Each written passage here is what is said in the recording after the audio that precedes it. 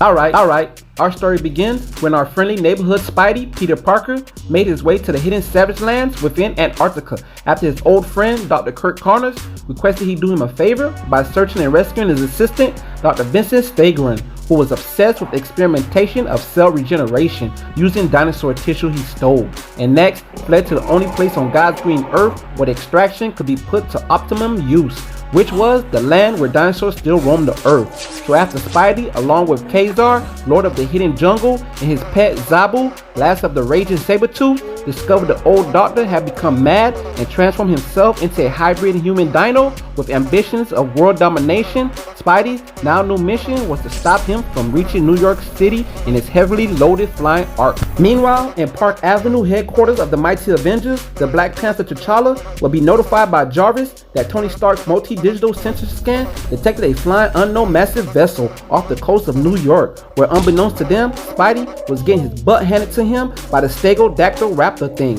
who next threw his unconscious body overboard to fall into the chill waters below. Luckily, T'Challa, who was out investigating the situation within a Avengers Quinjet, quickly spied the tumbling Spidey, pummeling to his death, and immediately rescued him from certain doom before boarding him onto the Quinjet. Thereafter, T'Challa would join forces with Spidey and Dr. Connors after agreeing to help them find Dinosaur Man, being he was the world's greatest tracker. Nevertheless, later, our heroes will be seen kicking the asses of rampaging dinos along with their spiny leader in Times Square on 42nd Street and Broadway, causing havoc and mayhem. Unfortunately for Dino Man, he was hit with the revelation that his transformation couldn't be reversed, which deep inside, he was hoping otherwise, if ever the day he decided to return back to his human form. So in a state of sudden shock, he abruptly abandoned his mission and tried to escape on the back of a pterodactyl, heading towards Manhattan's southernmost tip, before he was eventually knocked off his ride over the waters and into the deep dark blue sea below by Spidey,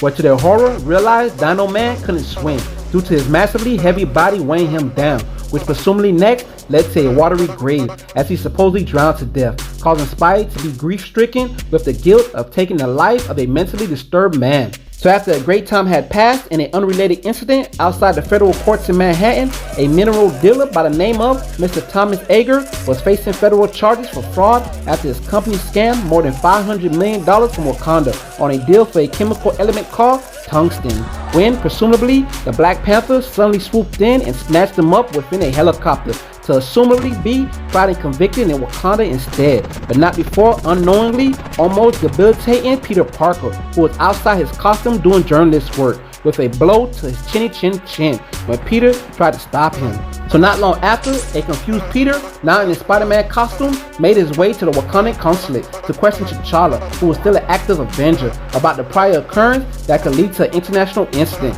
However, tempers would flare after assaults, false accusation, and trespassing had been committed, causing a fight to break out in the spacious office, where Spidey took the first shot that made T'Challa realize he couldn't beat Spidey with just strength alone, and possibly even speed. So T'Challa used strategy instead. In the limited space, where he could outmaneuver and quickly pounce on Spidey with a force of 2 tons in order to pin him down so he can get to the bottom of what was really going on, which was later revealed that Denton Phelps, also known as the supervillain Hellraiser, was the one who framed the Black Panther by impersonating him. So although the supervillain was completely synthetic that allowed him to draw upon any energy source to replenish his strength and stamina, he was still defeated, along with his employer, the no-good sleazy scumbag Mr. Edgar, who T'Challa made cough up a check for 500 million smackaroos he thought he could get away with. Succeeding this to more years later, when the day would come that T'Challa issued an invite only to a one-night event at the Wakandan embassy to display one of the world's most valuable artifacts,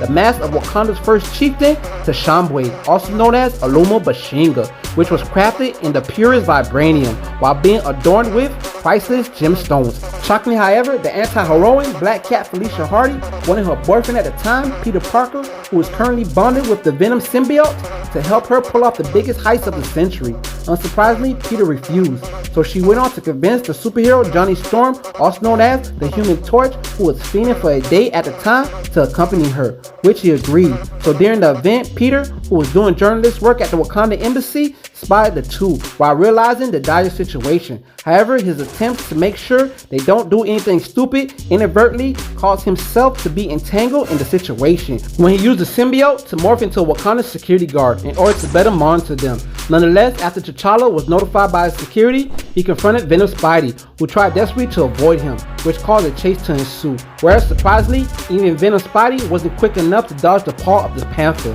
when open space is limited. Luckily, Venom Spidey managed to escape by using the symbiote to camouflage within the background, when T'Challa was momentarily distracted by his honor guards. Interestingly enough, after, the heist was revealed to be only a recovery mission for Black Cat to retrieve her father's lucky lockpick he dropped years back when trying to steal Bashinga's mask, and not what everybody feared. Now, let's move to a time when the superhero vigilante, Matt Murdock, better known as Daredevil, left Hell's Kitchen to repair his soul and rediscover himself, while turning to his longtime ally, T'Challa, who was no longer king of Wakanda or Wakanda's Black Panther, to watch over and protect his neighborhood, since he too was going through his own journey of self-discovery, when suddenly Spidey's unwelcome appearance with wisecrackings and antics threatened to disturb his soul searching with annoyance, after Spidey was referred by Luke Cage to keep an eye on T'Challa and help him if he needs it, which pissed T'Challa off since he'd rather work alone, while Spidey insisted in being his partner.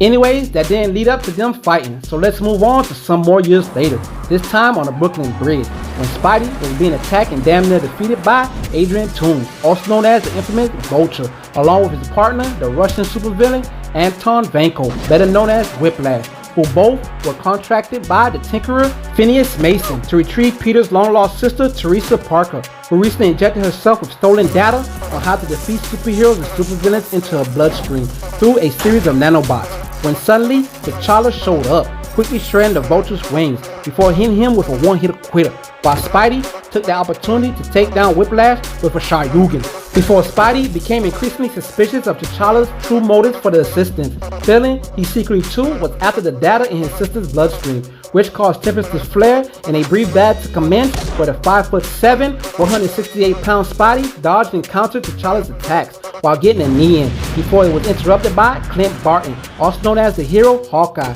who also came for the girl. Subsequently, Spidey and his sister managed to escape using her wingsuit. So, in conclusion, Spider-Man and the Black Panther battles never went the full mile to truly determine who can outsmart who to gain a victory over a disadvantage. But in the meantime, not even the combined efforts of the Daywalker, Eric Brooks, famously known as the half-vampire Blade, along with the 8th smartest man in the world, T'Challa, and the overly patriotic super soldier, Captain America Steve Rogers, had enough chemistry to work in sync in order to catch that rascally agile Spidey surprisingly in an enclosed space. Here comes Spidey! As I expected, never trust great responsibility with anyone but yourself.